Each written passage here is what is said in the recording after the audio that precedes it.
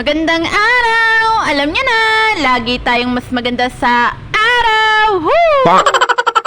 Anyways, kaninang umagang ganap nga yan dahil araw nga ng Sabado at nandyan nga rin yung mga bagets ko. Medyo masama nga rin yung pakiramdam ko dyan kaya hindi na nga rin ako nakapaglinis sa labas at sina na nga lang din ang pinaglinis ko. Kaya ayan, inasikaso ko na nga lang itong mga junakis kong pusa. Pagkatapos ko nga silang pakainin ay nilinis ko na nga rin yung mga mata nila at yung mga ilong nila. Hindi nga rin ako masyadong makapag-focus sa pagbo-voice over ngayon dahil medyo busy nga rin ako at meron nga rin akong inaasikaso. Dahil nandyan naman yung mga bagets ko, pinaasikaso ko nga muna sa kanila ang gawain ngayong umaga dito sa bahay dahil feeling ko talaga grabe yung pagod ko emotionally, physically at mentally. Pero dahil marami nga akong mga anak, hindi nga ako pwedeng mapagod at kailangan ko talagang magpursige sa buhay, Nyosme. Lalo na kung ganito kakukulit at walang mga kabusugan ang magiging mga anak mo, Nyosme. Anyways, tuwang-tuwa nga ako dito sa isang kuting na si Telay. Hindi mo talaga maagawan sa pagkain dahil kahit ang liit-liit ay talaga namang nangangarate.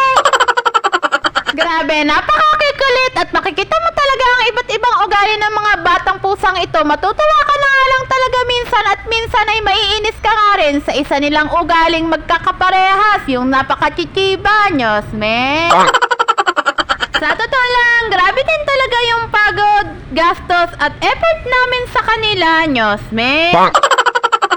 Dagdag isipin ko pa nga ngayon, yung tatlong anak ni Mami Negray na kailangan ko na talagang ipakapon para nga hindi na nga rin sila mabuntis at hindi na nga dumami lalo yung mga junakis kong pusa, Nyosme. Kaya nananawagan po ako sa mga may sobra dyan, baka naman.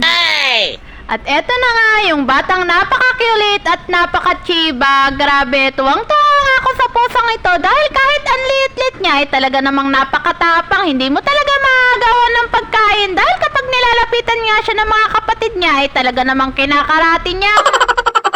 At kitang-kita nga nyo nga yung ebidensya, usli na nga ang tiyan sa sobrang katsibaan. Napakaliit pero talaga namang parang walang kabusugan, Nyosme. Kung ganito nga naman ang mga magiging mga anak nyo, ay talaga namang magpupursige kang maghanap buhay para may maipakain ka sa sobrang mga katsibaan.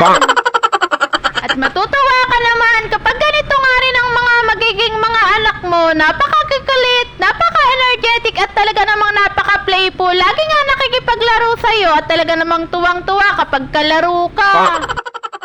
Grabe, wala nga kapagurong makapaglaro itong si Negray. Talaga namang mawiwili ka kapag kalaro mo siya. Lagi nga kalaro nito si Ate Debon at si Papa Ambunyak. At yun lang, salamat!